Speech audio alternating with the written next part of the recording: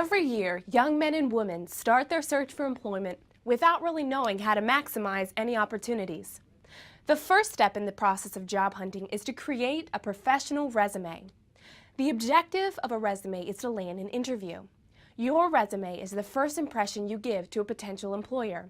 This is a very important step, and you want to make sure you're putting your best foot forward. Your resume needs to give information about how you are a great candidate for the job.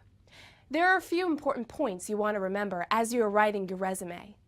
When writing a resume, it is essential you proofread it for errors. You want to make sure there are no grammatical or spelling errors. Ask someone to proofread it as well to make sure that there are no mistakes. If you have spelling errors, the employer could infer that you, the applicant, are careless when it comes to important correspondences. Your resume must contain your most current contact information.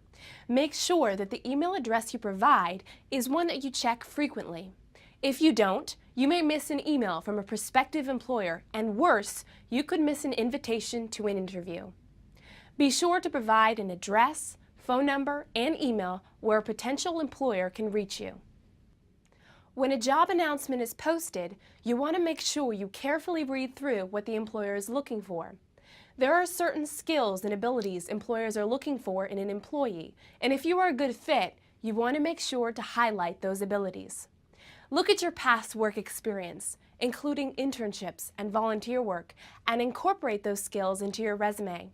For example, if you're looking for a job that requires interpersonal communication and you've had a research position where you worked on a team, you can highlight your teamwork skills.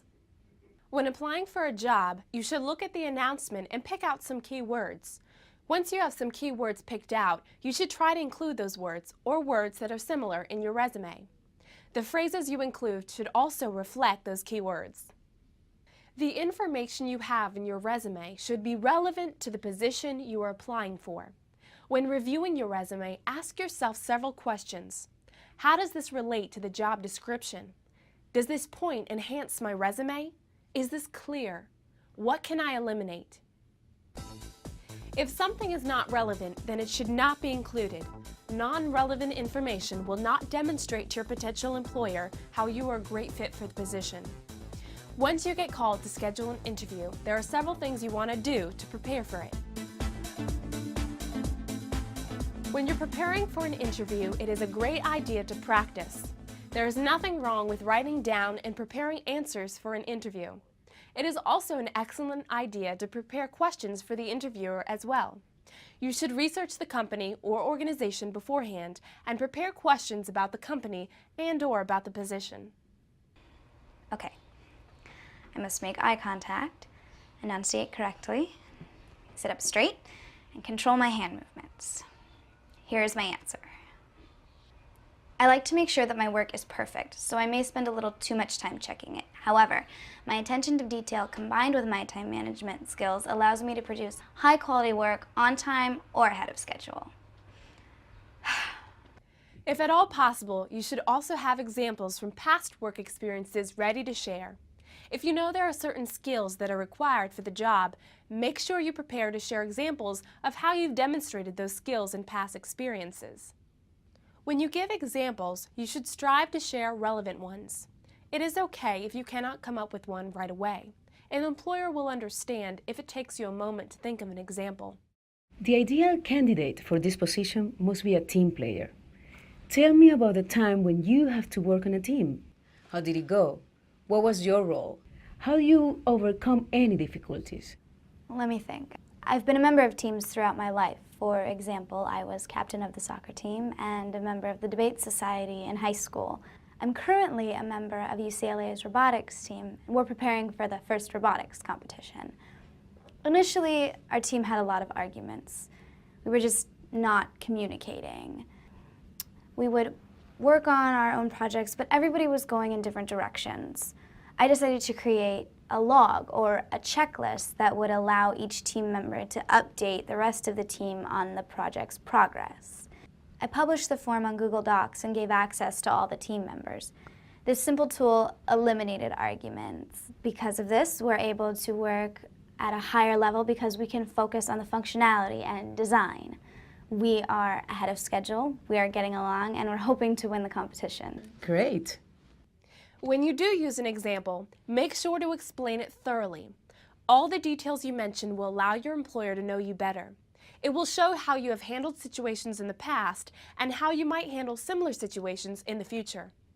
You want to make sure you highlight all your positive attributes and mention how you can contribute to the job and the company.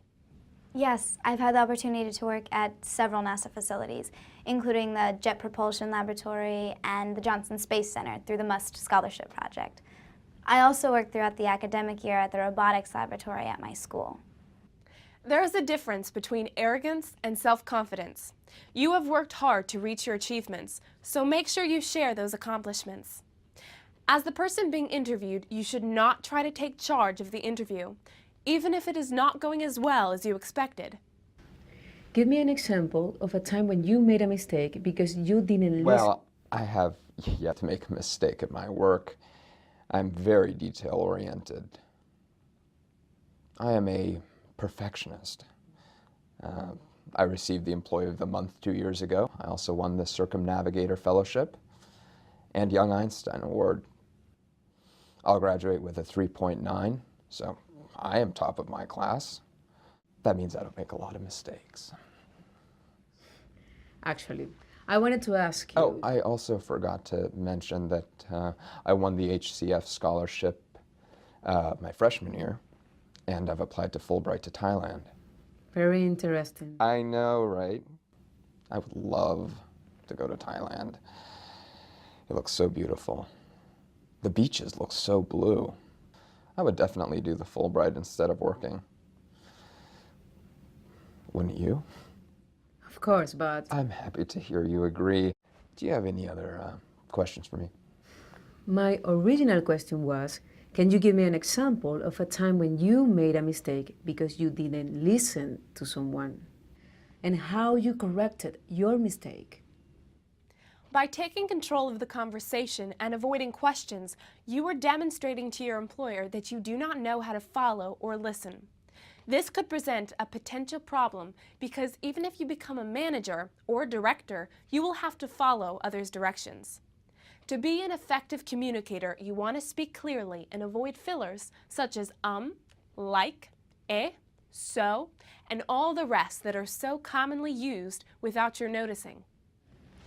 Tell me about the time that you have to use your verbal communication skills in order to get a point across that was important to you. Well, let me think for a second. Oh, I know. So last semester, we had this really cool project, and we had to prepare an argument. And our professor, he made it so much fun, because basically he had us, basically prepare an argument to see who the guilty person was. It was for a CIA investigation, kind of. And for a week, we went through all these narratives and lab reports, data, And basically, we prepared our argument, and a week after, we presented to the class, and it was a really cool project. Those fillers can paint a picture that you are insecure and unsure of what you are speaking about. You should also never use slang in an interview because you are in a formal setting. Always send a thank you note to the interviewer. Be thankful that you got a chance to introduce yourself, and don't be hard on yourself if you did not get called back for a second interview or get hired. Dear Mrs. Rivas, I would like to thank you for taking the time to interview me yesterday for the NASA Robotics Fellowship. I truly appreciate all the time you took to tell me about the position and to learn about me and my qualifications.